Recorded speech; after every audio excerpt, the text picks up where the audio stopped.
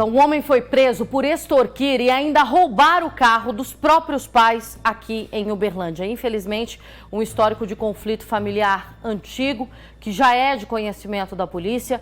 E hoje a Marina Caixeta vai trazer mais informações para a gente desse caso, porque é um sofrimento para esse pai e para essa mãe, que já passaram por isso outras vezes e agora, mais uma vez, passando por esse transtorno inteiro por causa da ação desse rapaz, né, Marina? Boa noite para você. Boa noite para você, Luciana. Boa noite para quem nos acompanha no Cidade Alerta Minas.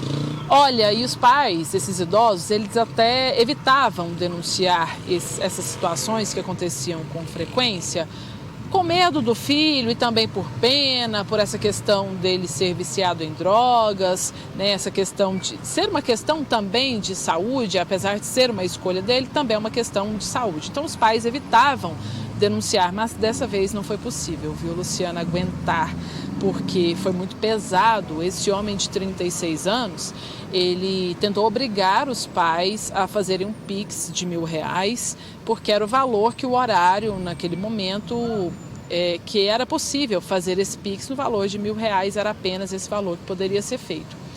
E ele também ameaçou de várias formas, disse que iria beber o sangue dos pais, falou coisas horrorosas, deixou eles realmente com muito medo. Depois o que ele fez? Roubou o carro da família, viu, Luciana? E foi para a chácara da família, lá próximo à represa de Miranda.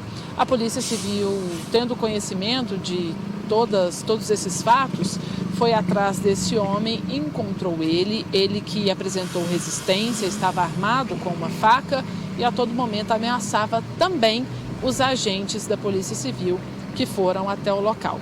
A gente conversou com o Dr. Marcos Tadeu, delegado-chefe, sobre esse caso. Vamos ver o que ele disse. Em razão dessa violência, com o emprego dessa violência de grave ameaça, foi subtraído numerário, aproximadamente R$1.000, bem como um veículo Fiat pertencente a este casal. Tomando conhecimento, os nossos policiais, então, passaram a diligenciar no sentido de localizar o veículo e o criminoso, os quais foram encontrados na zona rural, especificamente na região da represa de Miranda.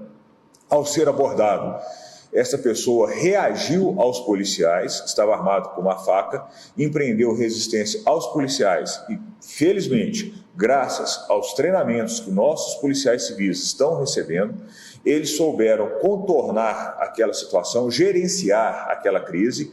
Esta pessoa foi desarmada, foi contida e conduzida até a delegacia de polícia, onde então foi autuada em flagrante pelos crimes de roubo, extorsão, ameaça, injúria qualificada e também pelo crime de resistência. Feito isso, ele foi encaminhado ao IML para os procedimentos médico-legais e, em seguida, encaminhado ao presídio aqui de Uberlândia, onde aguardará agora as questões judiciais, ou seja, o trabalho da Polícia Civil, especificamente da equipe coordenada pelo Dr. Vitor, conseguiu, em tempo recorde, recuperar o veículo, recuperar o numerário e também efetuar a prisão desta pessoa. E aí nós temos mais um exemplo, e fica aqui o meu pedido, a questão do envolvimento com entorpecentes.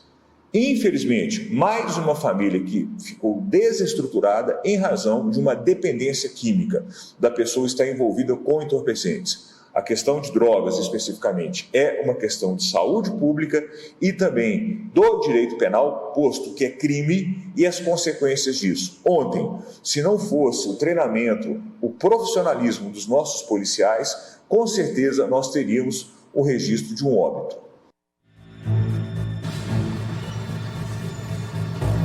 Felizmente, né, essa história não acabou pior, viu, Luciana?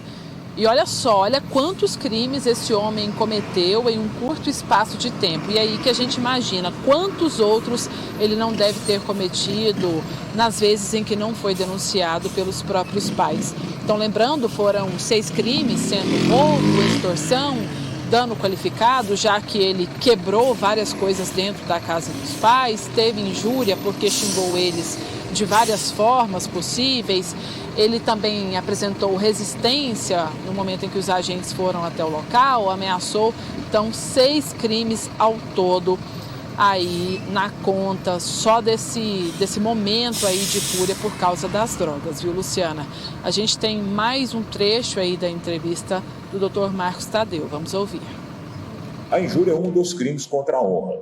Especificamente na injúria, você utiliza de palavras que vão contra a pessoa, contra a dignidade desta pessoa. Então, se eu chamo alguém de ladrão, eu a estou injuriando. Se eu passo a mão nas nádegas daquela pessoa com o intuito de humilhá-la, eu a estou injuriando fisicamente, a chamada injúria real. Se eu agrido verbalmente uma pessoa com significado de idade, de gênero, de cor, etnia, isso é uma das modalidades de injúria real que hoje está dentro do contexto da lei de racismo.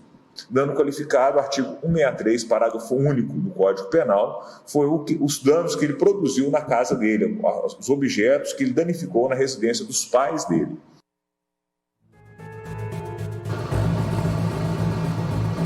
O triste é isso, né, Luciana? Os pais terem chegado a um ponto em que eles quase se acostumam ali com aquela violência verbal, a violência física, quebrando tudo dentro de casa. Só que dessa vez, felizmente, eles procuraram a polícia e o trabalho foi feito.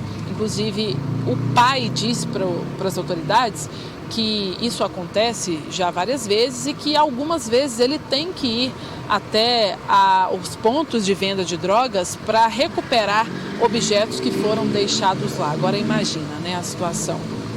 É uma família destruída por causa do vício. Quando a gente fala da dependência química, quando a gente fala dessa doença que acomete tantas pessoas, nós falamos aí de famílias que estão doentes, de famílias que são diretamente afetadas.